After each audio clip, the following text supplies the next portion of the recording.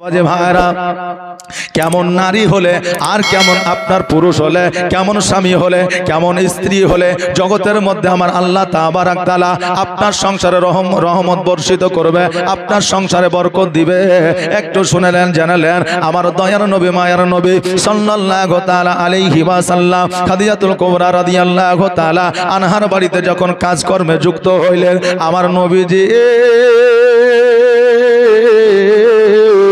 ছাগল চড়াইতে গেলে এবার খাদিজাতুল কুবরা রাদিয়াল্লাহু তাআলা আনহা উনি চিন্তা করে আল্লাহ গো একজন 18 বছরের যুবক যার নুরানিময় চেহারা ছাগল বকরি চড়াতে গেছে, কি অবস্থায় ছাগল চড়ায় আমি একটু দেখতে চাই। খাদিজা ছাদের উপরে গেলেন, ছাদের উপরে যাওয়ার পরে আমার নবীজিকে লক্ষ্যপাত করে দেখে যে ছাগলগুলো আপন আপন চড়তেছে আর আমার নবীজি একটা বাবলা গাছের ছায়ায় হাতের উপরে মাথা দিয়ে আরাম করছে। খাদিজা চিন্তা করে আল্লাহ গো এতগুলো ছাগল 4টা রাখালে 5টা রাখালে একত্রিত করে রাখতে পারে না, ছাগলগুলোকে ধরতে পারে না, ছাগলগুলোর পেছনে পেছনে ছুটে বেড়ায়, কিন্তু একটা মাত্র রাখাল যে হাতের উপরে মাথা দিয়ে আরাম করেছে ছাগলগুলো ডিস্টার্ব করে না, বিরক্ত করে না। অতএব আল্লাহ এই জগতের সাধারণ সন্তান হতে পারে না, এই সন্তানটা অলৌকিক সন্তান আছে। এবার খাদিজা ওই জায়গায় দাঁড়িয়ে দাঁড়িয়ে দেখছে হঠাৎ করে যেন একটা সাপ আমার দয়ার নবীর মাথার উপরে ফনা তুলে দাঁড়িয়েছে। এবার খাদিজা ডাক দেয় ওরে সৈন্যরা আর দেরি করিও না, দেরি করিও না, জলদি করে তোমরা লাঠি বল্লম তীর নিয়ে ছোট। ওই দেখো মোহাম্মদ যে আজকে আমার বাড়িতে কাজে নিযুক্ত হইল তাকে সাপে দংশন করে নিবে, অতএব জলদি করে যাও আর ওই সাপটাকে তোমরা মেরে আসো। সৈন্যরা ছুটতে ছুটতে আমার নবীর কাছে পৌঁছালেন। এবার নবীর কাছে যাইয়া দেখে ওই জায়গায় সাপও নাই, ভাল্লুকও নাই, বাঘও নাই, কিছুই দেখা যায় না। নবী আমার বললেন ও সৈন্যরা আজকে তোমরা লাঠি নিয়ে এই জায়গায় হাজির হয়েছ, তোমাদের মুখটা দেখে মনে হয় তোমরা রাগান্বিত হয়েছ, কারণটা কি, ব্যাপারটা কি বলো? সৈন্যরা বলল মুহাম্মদ আজকে তোমার মাথার উপরে নাকি সাপ দেখা গেল, আমাদের বাদশাহিনী, আমাদের রানী, আমাদের যেই মালিক খাদিজা সেই আমাদের পাঠিয়েছে। নবী আমার বললেন এখানে কি তোমরা সাপ দেখতে পেয়েছো? বলে না। বলে যখন সাপ দেখতে পাওনি যাও যাও তোমরা রাজ দরবারের দিকে ফিরে যাও, তোমরা সাপ দেখতে পাবে না। নবী আমার ছাগলগুলো চড়াইয়া যখন খাদিজার বাড়িতে নিয়ে গেলেন, এবার খাদিজাতুল কুবরা রাদিয়াল্লাহু তাআলা আনহা ছাগলগুলোকে দেখলেন আর আমার নবীকে বললেন মুহাম্মদ আজকে এতগুলো রাখাল আমি পুষেছি কিন্তু কোনোদিন ছাগলের পেট পূরণ হয় নাই, কিন্তু আজকে তুমি যখন ছাগল বনে জঙ্গলে মাঠে নিয়ে গেছিলে আজকে ছাগলগুলোর পরিপূর্ণভাবে পেট পূরণ হয়েছে। জোরে বলেন সুবহানাল্লাহ। ও মুহাম্মদ আজকে তুমি বড় অলৌকিক সন্তান, অতএব যুবকরে আজকে তোমার মধ্যে যে অলৌকিক দৃশ্য দেখা যায় আমি খাদিজা আজও পর্যন্ত দেখি নাই। অতএব মুহাম্মদ আজকে থেকে তোমাকে ছাগল চড়াতে হবে না, আজকে থেকে তোমাকে মাঠে যেতে হবে না, আজকে থেকে তোমাকে দৌড়াদৌড়ি করতে হবে না, আজকে থেকে আমি খাদিজা আমার সেনাপতি তোমাকে বানায়া দিলাম। নবী আমার বললেন খাদিজা গো ওই আমাদের রানী। তখন কিন্তু নবীর সঙ্গে খাদিজার বিবাহ হয় নাই। নবী আমার বললেন রানী গো আজকে আপনার সেনাপতি আছে, আমি যদি সেনাপতি হয়ে যাই ওই সেনাপতি রাগ করবে, অতএব ওই সেনাপতিকে সরাইয়া আমাকে সেনাপতি রাখিয়েন না। আর আজকে বর্তমানে যদি কাউকে একটু ডেভেলপ করা হয়, যদি এক ইমামকে সরাইয়া অপর ইমামকে যদি ঢুকানো হয় ওই একবারও খোঁজ নিবে না যে আগের ইমাম কে ছিল, ব্যাপারটা কি, বিষয়টা কি, কেন চলে গেছে খবর নিবে না, আমার হলেই হবে, এইরকম চিন্তা ভাবনা নিয়ে চলে। বর্তমানে যারা মুড়ল মাতাব্বর আছে, বর্তমানে যারা দেশ চালাচ্ছে, বর্তমানে যারা সমাজ চালাচ্ছে, বর্তমানে যারা বিচার আচার করছে, এখন 100-র মধ্যে 98টার মধ্যে দুর্বলতা তৈরি হয়েছে। টাকা পয়সা তো দূরের কথা, বিচার বসালে একটা বিড়ি দিলেই তার পক্ষ নিয়ে নেয়। টাকা তো দূরের কথা, বলে মুরাল মশাই একটা বিড়ি খান। এই না বিড়ি খাবো না। লেন না একটা বিড়ি ধরে। আর জানেন আমার ভাই জোর করে আমার 1 কাঠা জমি দখল করে নিয়েছে। তা কুদ্দুস তোর জমি নিয়েছে মানে দাঁড়া আমি ব্যবস্থা করে দিচ্ছি। কাল বিচার ডাক যে একটা বিড়িতে বিক্রি হয় আজকাল জামানা। হ্যাঁ বাবাজি ভাইরা, কিন্তু আমার নবীজির চরিত্র দেখে চরিত্র গঠন করো। আমার নবীজি বললেন খাদিজা সেনাপতি যখন আপনার আছে সেনাপতি আমাকে রাখিয়েন না। খাদিজা বললেন মুহাম্মদ ও যুবক শোনো রে, আজকে আমার সেনাপতি আছে তো কি হয়েছে, তোমাকেও আমি সেনাপতি রাখবো। ওই সেনাপতিকেও যত বেতন দিব তোমাকেও তত বেতন দিব। ওই সেনাপতিকেও কাজ করাবো তোমাকেও কাজ করাবো। অতএব আমি কাকে সেনাপতি করলাম ওটা দেখে তোমার লাভ না। আগামী কালকে থেকে তুমি আমার রাজ দরবারে থাকবে, তুমি হবে আমার সেনাপতি। জোরে বলুন সুবহানাল্লাহ। নবী আমার বাড়িতে গেলেন, ওনার চাচা আমির হামজাকে জানালে চাচা গো আজকে আমি রাখাল ছিলাম, আজকে আমি ছাগল বকরি চড়াচ্ছিলাম, কালকে থেকে খাদিজার রাজ দরবারে আমি সেনাপতি হয়ে যাব।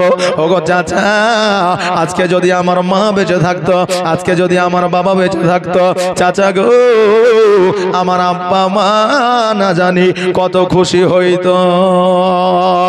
আহারে বাবারা মায়েরা, জগতের মধ্যে যারা ইতিম হয়ে যায়, জগতের মধ্যে যাদের মা থাকে না বাপ থাকে না, জগতের মধ্যে যাদের বাপ থাকে না মা থাকে না, তাদের মাথার উপরে ছায়া থাকে না, তারা জগতের মধ্যে কত কষ্ট করে চলাফেরা করে এটা একমাত্র ইতিমই জানে, আর দ্বিতীয় কেউ জানে না।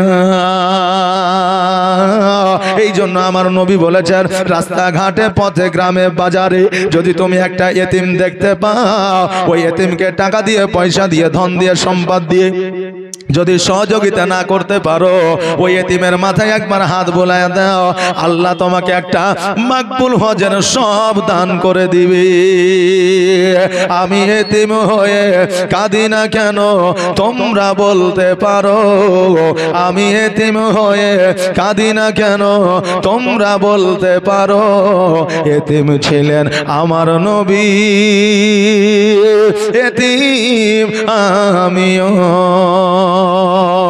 নেই বাবা মা আমার, নেই যে বাড়ি ঘর, নেই বাবা মা আমার, নেই যে বাড়ি ঘর, আমার মতো কপাল পোড়া নেই তো ভবে আর, তবু মনে নিয়ে সান্ত্বনা কাটাই দিনেরা, তবু মনে নিয়ে যন্ত্রণা কাটাই দিনেরা।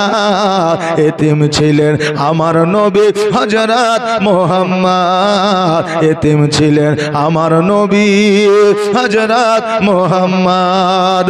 আমি এতিম হয়ে কাঁদি না কেন তোমরা বলতে পারো, আমি এতিম হয়ে কাঁদি না কেন তোমরা বলতে পারো। এতিম ছিলেন আমার নবী,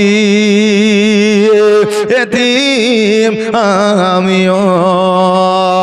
ও বাবাজি ভাইরা, আমার দয়ার নবী মায়ের নবী সাল্লাল্লাহু তাআলা আলাইহি ওয়াসাল্লাম যেন খাদিজার বাড়িতে আপনার সেনাপতি হয়ে গেলেন। খাদিজা বললেন ও মুহাম্মদ শোনো গো, ওই সিরিয়ার বুকে ব্যবসায় যাইতে হবে, বাণিজ্যে যাইতে হবে। আমার নবীজি বললেন কবে থেকে? বলে আগামী কালকে চলে যেতে হবে। তোমার যত সম্বল আছে, তোমার যত জামা কাপড় আছে, তোমার যা নামার আছে নিয়ে নিবি। এবার পরের দিন আমার নবীজি সিরিয়ার বুকে আপনার ব্যবসা বাণিজ্য করার জন্য গেলেন। 6 মাসের মালপত্র নিয়ে গেলেন গো। 1 মাসে বিক্রি করে দিয়ে আবার মক্কায় ফিরে আসলে, আর মক্কায় ফিরে আসার পরে খাদিজার হাতে যখন টাকাগুলো তুলে দিলেন, খাদিজা বললেন মুহাম্মদ লাভ কত হয়েছে? বলে প্রতি বছর যখন ব্যবসায় যাওয়া হয় 2% লাভ হয়, আর এবার যখন মুহাম্মদ ব্যবসায় গেছে 3% লাভ হয়েছে। জোরে বলেন সুবহানাল্লাহ।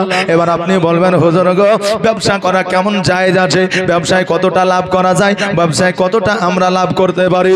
এই আমার মা বোনেরা ভাইরা শুনেলেন জেনেলেন, 1 টাকার বিনিময়ে যদি একটা আপেল আপনি কিনে ওই আপেলটা যদি 1 কোটি টাকায় বিক্রি করেন, তবুও আপনার আপনার গুনাহ হবে না, পাপ হবে না। কিন্তু আপনাকে বলতে হবে ভাই রে 1 টাকায় আপেলটা কিনেছি, 1 কোটি টাকায় তোমার কাছে বিক্রি করব, নিতে হয় নাও, না নিতে হয় না নাও। এই কথা বললে তো আপনার ওই ব্যবসাটা জায়েজ হবে। আর যদি বলেন 99 টাকায় কিনেছি 100 টাকায় বেশি, এটা মিথ্যা হয়ে গেল। আর মিথ্যা শরীয়ত সাপোর্ট করে না। ও বিরাদার, আমার নবী বললেন 3% লাভ হয়েছে, এবার 2% লাভ খাদিজাতুল কুবরা রাদিয়াল্লাহু তাআলা আনহা নিজের কাছে রেখে দিলেন, আর 1% লাভ আমার দয়ার নবীকে দিয়ে দিলেন। আমার দয়ার নবী বললেন খাদিজা, ওই আমাদের বাদশাহিনী, আজকে শোনো শোনো, আজকে এতগুলো টাকা আমি কি করব? খাদিজা বললেন আমি খুশি হয়ে তোমাকে দিয়ে দিলাম। এবার আমার নবীজি ওই টাকাগুলো নিয়ে বাড়িতে আসলেন। এইদিকে খাদিজাতুল কুবরা রাদিয়াল্লাহু তাআলা আনহার একজন সেনাপতি আরেকজন ছিল, ওই সেনাপতিকে জিজ্ঞাসা করলো, ও সেনাপতি 6 মাসের মাল 1 মাসে বিক্রি করলো, বলো বলো কেমন করে বিক্রি করলো? ওই সেনাপতি বলল, ওই আমাদের বাদশাহিনী শোনো গো, এই যুবক যে নাম, যার নাম হলো মুহাম্মদ সাল্লাল্লাহু তাআলা আলাইহি ওয়াসাল্লাম, এই 1 মাসের মধ্যে এমন করে বিক্রি করেছে, যদি আরো আমাদের মাল থাকতো, সম্পদ থাকতো, আরো বিক্রি করে দিত। ওগো আমার বাদশাহিনী, এই যুবকের সঙ্গে গাছে কথা বলে, উঠে কথা বলে, বাঘে কথা বলে, ছাগলে কথা বলে, বকরিতে কথা বলে, দুম্বাতে কথা বলে। আমি সেনাপতি নিজে দেখেছি, এমনকি আমার সঙ্গে যারা ছিল তারাও সাক্ষী আছে। জোরে বলেন সুবহানাল্লাহ।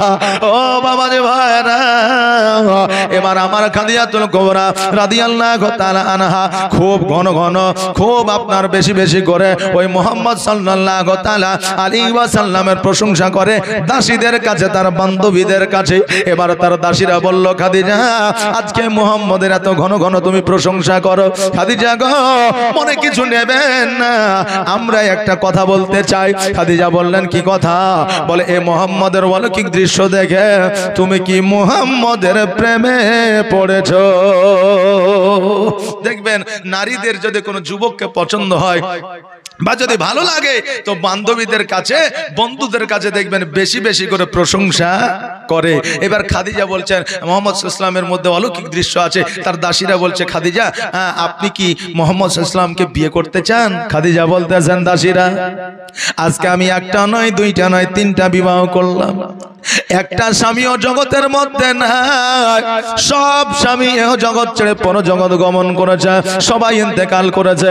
ওরে দাসীরা, আমি খাদিজা নিয়াত করেছি, চিন্তা ভাবনা করেছি, আর জীবনে বিবাহ করব না। এই 3টাই আমার শেষ স্বামী। তবে দাসী, আমি সত্য কথা বলতেছি, আমার মনের কথা বলতেছি। এই মুহাম্মদের অলৌকিক দৃশ্য দেখিয়া আমি নবীর প্রেমে পড়েছি।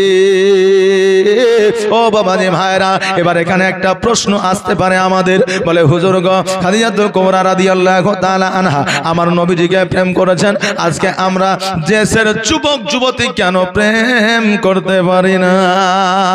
যুবক রে, তুমি কান দিয়ে শুনে নাও, ইতিহাস সঞ্চয় সঠিক কথা, কিন্তু ইতিহাসের তুমি অন্য কোন রকম ভাবে বিবেচনা করতে পারবে না।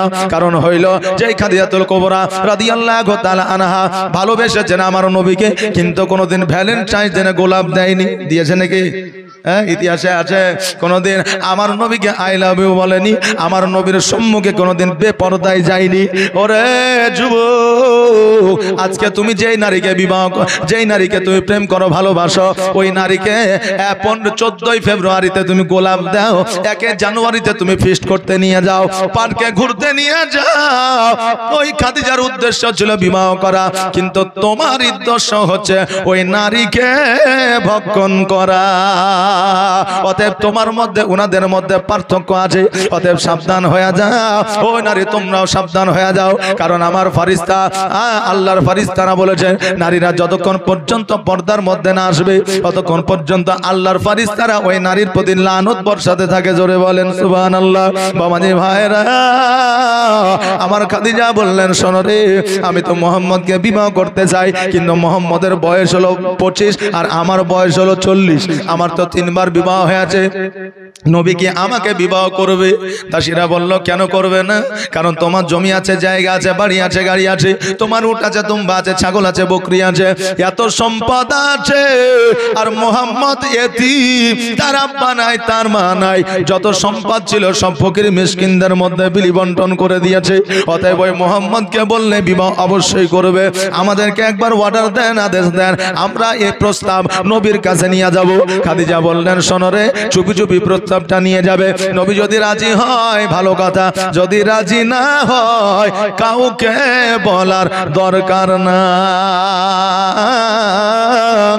আমার খাদিজাতুল কুবরা রাদিয়াল্লাহু তাআলা আনহার দাসী আমার নবীর কাছে গেলেন, যাওয়ার পরে বললেন মোহাম্মদ আজকে খাদিজা তোমাকে বিবাহ করতে চায়, তুমি কি খাদিজাকে বিবাহ করবে? আমার নবীজি উত্তরে বললেন শোনো রে, আজকে আমার চাচা আছে, আজকে আমার অভিভাবক আছে, অতএব আমার চাচারা যদি রাজি হয় আমিও নবী রাজি। এবার বাবাজি ভাইরা, খাদিজাতুল কুবরা রাদিয়াল্লাহু তাআলা আনহাকে গিয়ে বললেন ওই আমাদের বাদশাহিরি মোহাম্মদ রাজি, কিন্তু তার চাচাদের পরামর্শ নিতে হবে। এবার আমির হামজাকে ডাকা হলো।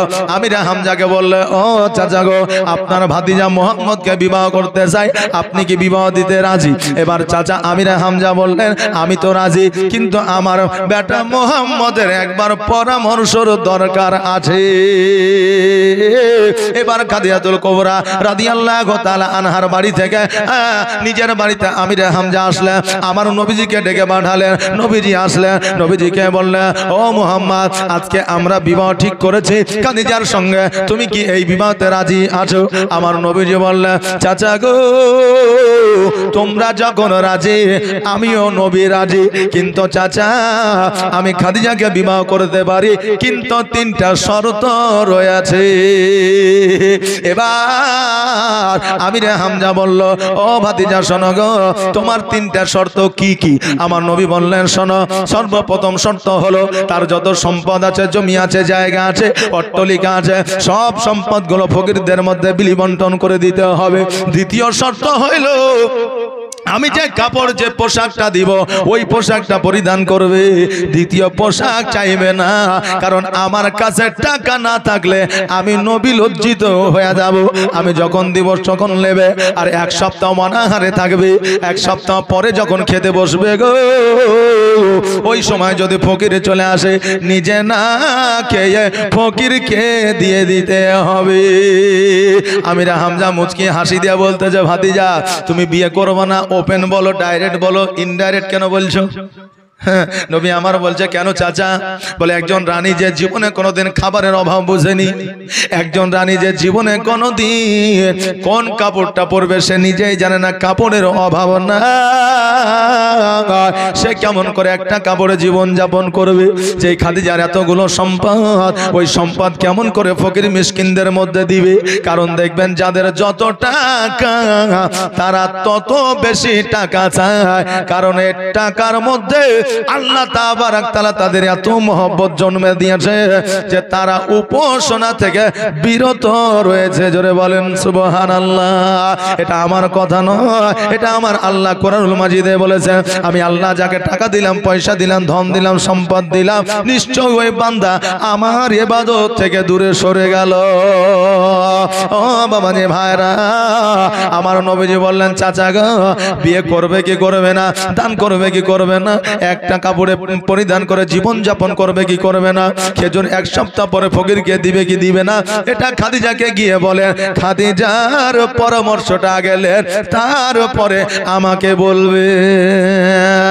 আমির হামজা বলল না না না, আমি একজন বাদশাহিনীকে এই কথা বলতে পারবো না, না জানি যদি আমার কথার দ্বারা কোনো অন্যায় হয়ে যায় আমাকে জেলখানা কারাদণ্ডে বন্ধ করে দিতে পারে। অতএব আমি আর কিছুই বলতে যাব না। এইভাবে 1 দিন 2 দিন 3 দিন 4 দিন 5 দিন অতিবাহিত হয়ে গেল। এইদিকে খাদিজাতুল কুবরা রাদিয়াল্লাহু তাআলা আনহা চিন্তা করে, আল্লাহ গো, আমি যে প্রস্তাবটা পাঠাইলাম ওই প্রস্তাব তো এখনো পর্যন্ত আসলো না। এবার দাসীদের বলল, যাও যাও যাও, আমিরে হামজাকে একবার ডেকে নিয়ে আসো। আমিরে হামজাকে ডেকে নিয়ে আসা হলো। আমিরে হামজাকে বলে, চাচা কি খবর, কিছুই তো বললেন না। চাচা আমিরে হামজা বলল, ও খাদিজা শোনো রে, আমার নবী মুহাম্মদ বিয়েতে রাজি হয় না। ডাইরেক্ট বলে দিল, অত শত কথা বলল না। এবার খাদিজাতুল কুবরা রাদিয়াল্লাহু তাআলা আনহা যখন এই কথাটা শুনলেন তখন যেন অঝর নয়নে কান্না করতে আরম্ভ করলেন। এবার আমিরা হামজা বলে, ও খাদিজা তুমি কাঁদিও না, কাঁদিও না, তুমি কেন কান্না করো? খাদিজা বললেন, চাচা গো, আজকে আমার মনে বড় শখ ছিল, সাধ ছিল, আশা ছিল, কিন্তু মুহাম্মদ বিয়েতে রাজি হইল না, এই জন্য আমি কান্না করতে আরম্ভ করেছি। আমিরা হামজা বলল, ও খাদিজা শোনো রে, আমার মুহাম্মদ সাল্লাল্লাহু আলাইহি সাল্লাম ডাইরেক্ট বিবাহ করব না এই কথা বলে নাই, তবে 3টা শর্ত দিয়েছে। এই 3টা শর্তে যদি তুমি রাজি হয়ে যাও আমার নবী মুহাম্মদ বিবাহতে রাজি হয়ে যাবে। খাদিজা বলল, চাচা কি এমন শর্ত বলো বলো, আর দেরি করিও না। আমার খাদিজাতুল কুবরা যখন শুনতে চাইলে আমিরে হামজা বলল, প্রথম শর্ত হলো তোমার জমি জায়গাগুলো দান করে দিতে হবে। দ্বিতীয় শর্ত হলো একটা কাপড় পরিধান করে জীবন যাপন করবে। তৃতীয় শর্ত হইল 1 সপ্তাহ অনাহারে বাড়িতে থাকবে, আর ওই 1 সপ্তাহ পরে একটা খেজুর খেতে বসবে। ওই সময় ফকির মিসকিন যদি আসে নিজে না খেয়ে ফকিরকে দিয়ে দিতে হবে। খাদিজা বললেন, চাচা আর কোন কি শর্ত আছে? বলে, না আর কোনো শর্ত নাই। খাদিজা বললেন, চাচা গো, এই 3টা শর্ত তো দূরের কথা, আজকে নবী যদি আমার কলিজা চাইতো, আমি খাদিজা নির্দ্বিধায় আমি কলিজা বের করে নবীর পদতলে রেখে দিতাম। জোরে বলেন সুবহানাল্লাহ। ও চাচা গো, আমি এই 3টা শর্তে রাজি। মুহাম্মদ সাল্লাল্লাহু আলাইহি সাল্লামকে গিয়ে বলে, এবার আমিরে হামজা নবীর কাছে আসলে, আসার পরে বলে, ভাতিজা তুমি যে 3টা শর্ত দিয়েছিলে ওই 3টা শর্তে খাদিজা রাজি হয়ে গেছে। আমার নবী বললেন, চাচা গো, খাদিজা যখন রাজি হয়ে গেছে আমিও নবী রাজি হয়ে গেলাম। আমার নবী পাক সাল্লাল্লাহু তাআলা আলাইহি ওয়াসাল্লাম 25 বছর বয়সে আমার খাদিজাকে বিবাহ করেছিলেন, আর ওই খাদিজার বয়স ছিল 40 বছর বয়স। ওরে আমার মুসলমান ভাইরা, আমার নবী যখন বিবাহ করেছিলেন একটা নয়, দুইটা নয়, 3টা নয়, 4টা নয়, 5টা নয়, 7টা নয়, সেই আমলে আমার নবীজি 70টা উট ওই খাদিজাকে মোহরানা দিয়েছিলেন। জোরে বলেন সুবহানাল্লাহ। এখন বর্তমানে আমরা মোহরানা আমাদের মা বোনদের 1001 টাকা, 5001 টাকা ছাড়া আর বেশি দিতে পারি না, কিন্তু এই মোহরানাটা হলো আমাদের জন্য হালাল, আর ফোনটা আমাদের জন্য হারাম। আমরা এমনই মুসলমান রে বাবা, যেটা হালাল সেটাই কম, আর যেটা হারাম সেটাই 4 লাখ থেকে 5 লাখ। মোহরানা হচ্ছে আমাদের জন্য প্রযোজ্য, আর পয়লা হলো আমাদের জন্য হারাম। অতএব ওটাই আমাদের বেশি চাহিদা, আগে লেনদেনটা হয়ে যাক তারপরে মোহরানাটা হবে। আরে আগে তো হালালটা হওয়ার কথা ছিল, আগে তুমি হারামটা করছো। আচ্ছা বলো, ওই সন্তানের বিবাহ হয়ে তুমি কেমন করে আশা করতে চাও যে ওই সন্তানের পেটে থেকে একটা ভালো পবিত্র মুমিন সন্তান হবে? আশা করা যাবে? যাবে না। বাপজি ভাইরা, আমার মায়েরা, এখন আগে যখন ছেলেরা স্কুলে, কলেজে, তারপরে মাদ্রাসায় যখন পড়াশোনা করত, তারা নকল কম বুঝতো। নকল বুঝেন তো? মাধ্যমিক গেল, এইচএস গেল না, যারা টুকলি করে ওটাকে নকল বলা হয়, এটা আমরা সবাই জানি। তো যখন ওই টুকলি করা হয়তো কেউ জানতো না, আবার যদি কেউ জানতো তো ওটাকে নিয়ে এসে আবার বইয়ের পাতার তলে ঢুকিয়ে রাখতো, নাকি বলে, ফেলে কোথাও দিত না। এই জন্য তখনকার ছাত্ররা, তখনকার স্টুডেন্টরা এখনো পর্যন্ত চাকরি না পেলেও ভালো জায়গাতে আছে।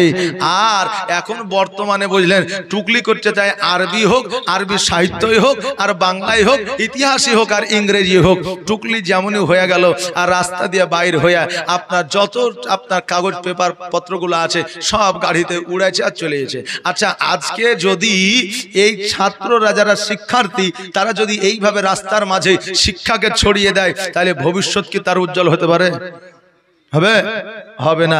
অতএব হুঁশিয়ার, সাবধান। যেমন তুমি কর্ম করবা তেমন তুমি ফল পাবা। বাবা যে ভাইরা, হালালটা আমাদের জন্য প্রযোজ্য, কিন্তু আমরা হালালটা না করে হারামটা আগে করি। এখন তো অনেক জায়গায় বুঝলেন মেয়ের বাপের কাছ থেকে টাকা নিয়ে ওটাই মোহরানা করে দিয়েছে। বলো কেমন করে? যে এক কাজ করেন, লেনদেন কত হয়েছে? বলে 4 লাখ। কি বলে? এখন খাট, এখন সোনা, এখন মোটরসাইকেল, এখন 4 চাকা, এই করতে করতে 4 লাখ হয়ে গেছে। মোহরানা বলে 5,001 টাকা, তাও আবার বাকি। 5,001 টাকা তাও আবার বাকি। তো এবার মেয়ের বাপ চিন্তা করছে, আরে 6 মাস সংসার করার পরে যদি সংসার ভাঙা যায় তো 4 লাখ টাকা তো আর ঘুরিয়ে পাবো না, আমি তো এমনিতে গরিব মানুষ। তো রেজিস্টার এক কাজ করেন, আপনি ওখানে একটু একটু লেখা রাখেন যে এতটা এতটা আমি মাল দিলাম। তখন ছেলের বাপ উঠাবে যে হ্যাঁ ওই খাতাতে ওই রকম ভাবে না উঠিয়ে আপনি এক কাজ করেন, মোহরানাই করে দেন 4,05,001 টাকা, মানে 5,001 টাকা মোহরানা, 4 লাখ টাকা নিয়েছে, 4,05,001 টাকা মোহরানাতে উঠিয়ে দেয়। মানে ওই সাদা খাতাটাই উঠাইতে বিহাইয়ের লজ্জা লাগছে, যে যখনই খাতা কান দেখবে এত কিছু লিয়েছে দেখা যাবে, বলে টাকাটা অঙ্ক করে হিসাব করে মোহরানায় উঠিয়ে দেন। হ্যাঁ, আর এখন যদি মেয়ের বাপ বলছে যে ওখানে উঠিয়ে দিলে কি লাভ হবে? বলে হ্যাঁ, এখন যদি তালাক হয়ে যায় তাহলে আমাকে ওইটা দিতেই হবে, আপনি জানেন না, ওটা দিতেই হবে, ঘুরিয়ে পাওয়া যাবে, অতএব ওটাকে মোহরানা করে দেন। এখন মেয়ের বাপও চিন্তা করছে তাই তো, যদি পাওয়া যায় তাহলে ওখানেই লিখে দেন। এবার কেমন চালাক মানুষ দেখেন, যে পণ লিয়া ওটাকেই আবার মোহরানা করে দিলে, যে ওটাকে আবার মোহরানা করে দিলে। আচ্ছা, আমরা কোন জায়গায় আছি একটু হিসাব করেছেন? যে কোন জায়গায় বসবাস করছি? বাবা যে ভাইরা, আমার দয়ার নবী, মায়ার নবী সাল্লাল্লাহু তাআলা আলাইহি ওয়াসাল্লাম 70টা উট দিয়ে যেন বাবা আপনার মোহরানা দিয়ে বিবাহ করলেন। এবার আমার খাদিজাতুল কুবরা রাদিয়াল্লাহু তাআলা আনহা যেন আপনার বিছানার উপরে বসে আছে। আমার দয়ার নবী, মায়ার নবী সাল্লাল্লাহু তাআলা আলাইহি ওয়াসাল্লাম খাদিজার জাং মোবারক উপরে মাথা দিয়ে যেন আপনার শুয়ে আছে। খাদিজা যেন আমার নবীর মাথা মোবারক নেড়ে দেয়, আর যেন স্বামী আর স্ত্রী মধুর কথায় ব্যস্ত আছে। আমার আল্লাহ বলেছেন, বান্দারে আজকে চায়ের দোকানে ক্যারাম বোর্ডে আড্ডা না দিয়া সময় পাইলে বিবির সঙ্গে কথা বলো, কারণ চায়ের দোকানে আড্ডা দিলে ক্যারাম বোর্ড খেললে নেকি পাওয়া যায় না, কিন্তু বিবির সাথে কথা বললে আমার আল্লাহ তাদের নেকির খাতায় নেকি লিপিবদ্ধ করে। অতএব যে বান্দারা চালাক হয় তারা এদিক ওদিকে সময় না দিয়া স্ত্রীকে সময়টা দেয়। জোরে বলেন সুবহানাল্লাহ। বাবা যে ভাইরা, তাই তারা চালাক, তারা স্ত্রীকে সময় দিবে। বেরাদার নে মিল্লাত ইসলামিয়া, আমার খাদিজাতুল কুবরা রাদিয়াল্লাহু তাআলা আনহা এবার মধ্যরাত্রিতে যেন বাবা শুয়ে গেলেন। আমার নবী পাক সাল্লাল্লাহু তাআলা আলাইহি ওয়াসাল্লাম খাদিজার ঘর থেকে যেন বাইরে হয়ে চলে গেলেন। এবার খাদিজা যখন ঘুম ভেঙে গেছে, ডান দিকে হাত দেয় নবী নাই, বাম দিকে হাত দেয় নবী না। এবার খাদিজা যেন রাজপ্রাসাদ খুঁজতে আরম্ভ করেছে। প্রথম রাত্রি, আর প্রথম রাত্রিতে স্বামী যদি স্ত্রীর কাছে না থাকে, স্ত্রী যদি স্বামীকে না পায় গোটা বাড়িতে, ওই স্ত্রীর কি কোনোদিন ঘুম হইতে পারে? হবে? হবে না। এবার খাদিজাতুল কুবরা রাদিয়াল্লাহু তাআলা আনহা খুঁজতে আরম্ভ করলেন। বাড়িতে পাইলেন না, ঘরে পাইলেন না, বাইরে পাইলেন না। এবার আমার খাদিজা যেন বাড়ি থেকে বাইরে হয়ে গেলেন, রাস্তায় রাস্তায় খুঁজে কিন্তু নবীকে পাই না। শুভে সাদেক হয়েছে, সকালবেলায় দেখছে যেন আমার নবীজি একটা পাহাড়ের উপরে উঠে সিজদায় পড়িয়া উম্মতি উম্মতি বলে কাঁদে। খাদিজা ওই পাহাড়ে ওঠার চেষ্টা করে কিন্তু উঠতে পারে না। হামাগুড়ি দিয়ে আমার নবীজির কাছে উঠলেন। ওঠার পরে আমার নবীজিকে দেখলেন, আমার নবীজি খাদিজাকে দেখলেন। খাদিজাকে বললেন, খাদিজা আজকে থেকে তুমি আর কোনোদিন আমি নবীকে আমাকে খোঁজার জন্য আসবা না, আজকে থেকে তোমাকে বলে দিলাম। খাদিজা বললেন, ঠিক আছে ইয়া রাসূলুল্লাহ। সঙ্গে সঙ্গে খাদিজা যখন উঠেছে একটু আহা করে উঠেছে। এবার বললেন, খাদিজা তুমি আহা করলে কেন? খাদিজা বললেন, হুজুর গো, পাহাড়ের উপরে হামাগুড়ি দিয়ে উঠেছি, আমার হাঁটুগুলো হাতগুলো কত বিক্ষত হয়ে গেছে। নবী গো, ওই জায়গাগুলো হাতড়ে গেছে। নবী আমার বললেন, কোন জায়গা? খাদিজা যখন জায়গাগুলো দেখালেন, নবী আমার থুতু মুবারক দিয়ে দিলেন। যেমনই থুতু মুবারক দিয়ে দেওয়া অমনি যেন সমস্ত জায়গাগুলো ভালো হয়ে গেল। খাদিজা বলতেছে, খোদার কসম করে বলি, আমার নবী যখন থুতু মুবারক লাগিয়ে দিলে ওই জায়গাগুলো ভালো হওয়া তো দূরের কথা, একটা দাগ পর্যন্ত ছিল না। আল্লাহর নবী নূরের নবী গো আপনি নবী আমার আজীবনের জীবন, আপনি আমার জীবন সাথী, অন্ধকার কবরের বাতি, আপনি নবী আমার নির্জনের একজন। আল্লাহর নবী নূরের নবী গো আপনি নবী আমার আজীবনের জীবন। আর দেখে আপনার মজেজা ভাগবতী হয় খাদিজা, সপে দিল নবী আজীবন আর মরণ। আল্লাহর নবী নূরের নবী গো আপনি নবী আমার আজীবনের জীবন। আমার নবীজি সকালবেলা যখন খাদিজার বাড়িতে যায়, মক্কা নগরের মানুষরা বলতেছে, দেখ রে দেখ, আজকে খাদিজাকে বিবাহ করে সমস্ত রাজত্ব নিয়ে আছে, সমস্ত বাড়ি ঘরের মালিক হয়ে আছে। নবী আমার দুই চোখের পানি ছেড়ে দিয়ে বাড়িতে গেলে খাদিজা বলতেছে, হুজুর গো আপনি কেন কান্দেন, আপনার চোখে কেন পানি? খাদিজা বলতেছে, যখন বললেন আমার নবীকে, নবী আমার বলছে, খাদিজা আজকে মক্কাবাসীর এই কথা বলতেছে, খাদিজা দেরি নয়, দেরি নয়, তোমার যত সম্পদ আছে সমস্ত সম্পদ বিলি বন্টন করে দাও। আমার খাদিজাতুল কুবরা রাদিয়াল্লাহু তাআলা আনহা নবীকে বললেন, ইয়া রাসূলুল্লাহ আমার জমি জায়গা সম্পত্তি তো দূরের কথা, আপনি বললে আমার চামড়া পর্যন্ত ছিলিয়া আপনার পদতলে বিছিয়ে দিতে পারি। আমার খাদিজাতুল কুবরা রাদিয়াল্লাহু তাআলা আনহা সমস্ত সম্পদ গরিব মিসকিন ইয়েতিমদের মধ্যে বিলি বন্টন করে দিলে, আর একটা জীর্ণ কুটিরে খেজুর গাছের ছাউনিতে বসবাস করতে আরম্ভ করলে। যেই বালিশটা ছিল খেজুর গাছের চাল দিয়া খাদিজা আর আমার নবীজি বালিশ বানিয়েছিল। জোরে বলেন সুবহানাল্লাহ। আমার খাদিজাতুল কুবরা রাদিয়াল্লাহু তাআলা আনহাকে আমার নবীজি বললেন, খাদিজা আজকে তোমার বাপের অট্টালিকা ছাড়িয়ে আজকে খেজুর গাছের ছাউনিতে আসো, তোমার কত কষ্ট হয় রে বিবি। খাদিজা বললেন, স্বামী গো আজকে বাপের অট্টালিকায় যত শান্তি আমি পেয়েছি, তার চাইতে 1000 গুণ বেশি শান্তি এই খেজুর গাছের ছাউনিতে পেয়েছি। আজকে আমাদের মা বোনেরা আজকে নবীর প্রেমিক, আমরাও নবীর প্রেমিক। খাদিজা ইসলামের জন্য সমস্ত সম্পদ বিলি বন্টন করেছে। আজকে আপনাদের এই মসজিদ, ওয়াক্তা মসজিদ খোদার ঘর আপনারা বানিয়েছেন। আজকে এই মসজিদ বানানোর জন্য আল্লাহ জগতে মানুষের হাত দিয়ে বানিয়ে নিবে, সবাই দিলে চাইলেও দিতে পারবে না, আর আল্লাহ যার নিবে তার কাছ থেকে নিবে। আমি 5টা ভাই নবীর প্রেমিক দেখতে চাই, বেশি নয় 5000 করে এই আল্লাহর ঘর মসজিদে দিয়ে যাবে, বেশি নয়।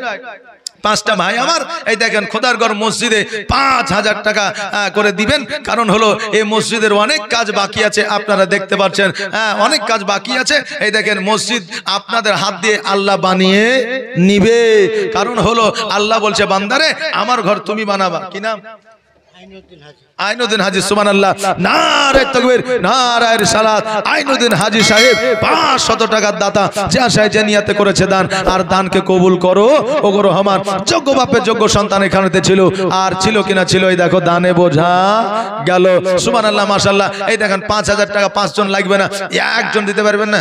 একজন আজকে দিবেন না, কাল দিবেন, কাল দিবেন না, পরশুদিন দিবেন, তারপরের দিন